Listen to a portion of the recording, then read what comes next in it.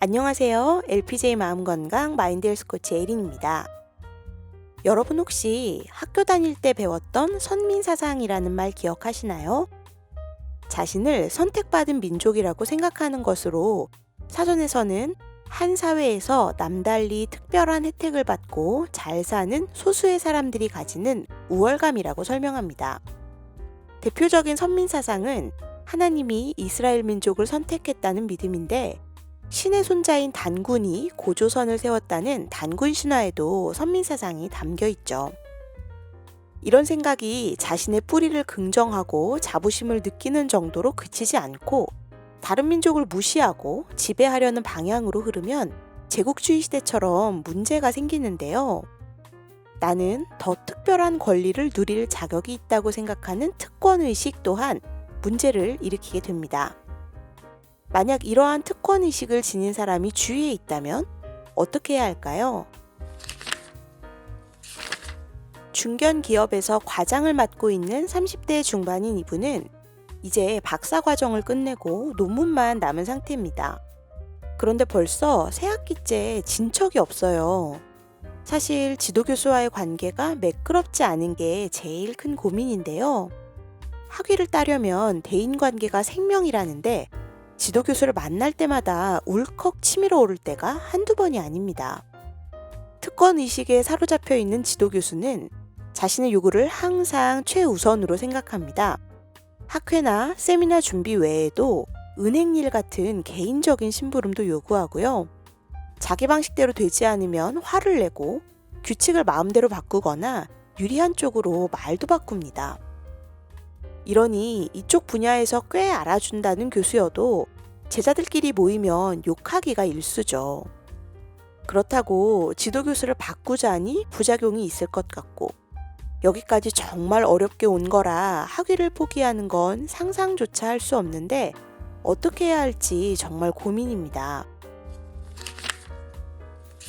사례로 풀어본 한국인의 정신건강에서 후 박사는 특권의식을 이렇게 설명합니다. 특권의식은 일종의 공주병, 왕자병이다. 세 가지 특징이 있다. 1. 나르시시즘. 자기만 생각하고 자기만 사랑한다. 주위 관심과 사랑을 독점하려 한다. 항상 특별 대우를 원한다. 2. 공감결여. 자아도취에 빠져 있다. 상대를 전혀 배려하지 않는다. 타인의 권리나 사정을 무시한다. 3. 무한 착취. 목적 달성을 위해 타인을 이용한다. 성공 욕구로 가득 차 있다. 성취와 능력을 과장한다. 공감도 배려도 없이 타인을 이용한다는 특권의식. 이런 특권의식은 대체 왜 생기는 걸까요? 간단히 말하면 건강하지 못한 자존감 때문입니다. 자존감은 남에게 굽히지 않고 스스로 품위를 지키는 마음이죠. 자존감이 건강하면 인정받는다고 과도하게 우쭐해지지 않고 비난받는다고 지나치게 위축되지 않습니다. 하지만 자존감이 일그러지면 특권의식이 생깁니다. 훈육이 잘 이루어져야 건강한 자존감이 생길 수 있는데, 고집부리고 떼써서 원하는 것을 다 얻을 수 있었다면 그렇지 못하겠죠. 나이가 들면서도 미성숙하고 과장된 모습을 포기하지 못하거나 비판을 들었을 때 좌절감을 수용하지 못하면 특권의식이 생기게 됩니다.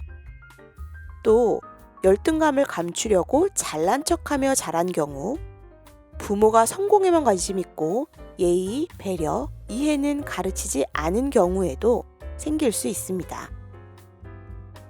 특권의식이 있는 아이는 나이가 들수록 인정받지 못하고 주위의 비판이 커지기 때문에 성격도 점점 까칠해지고 공감도 배려도 하지 못해 친구와 잘 지내기 어렵게 됩니다.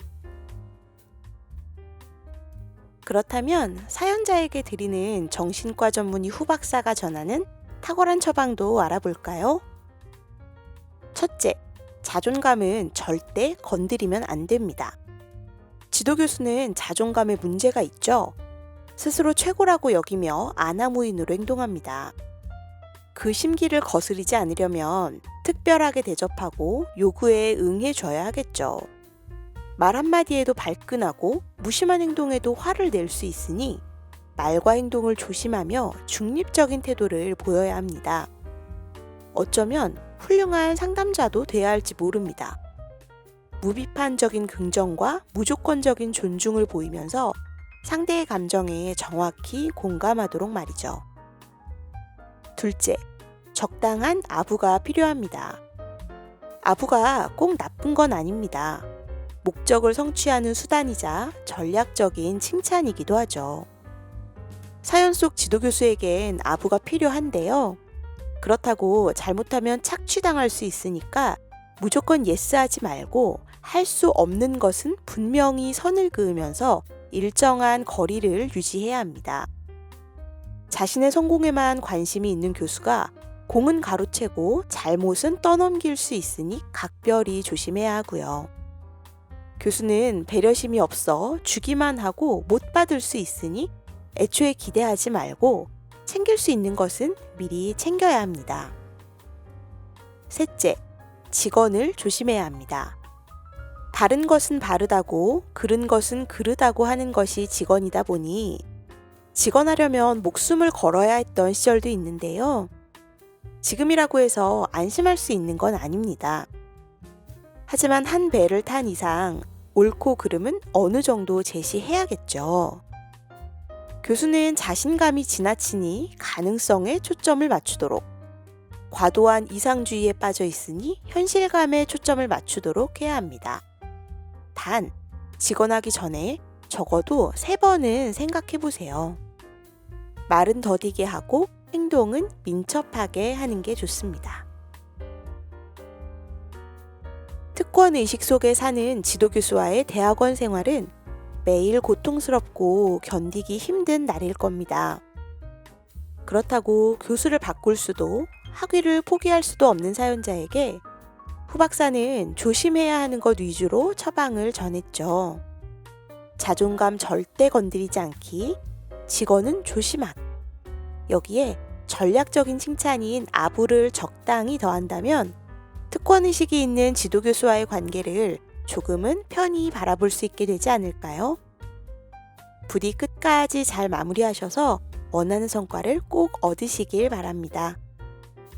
그럼 다음 영상에서 또 만나요.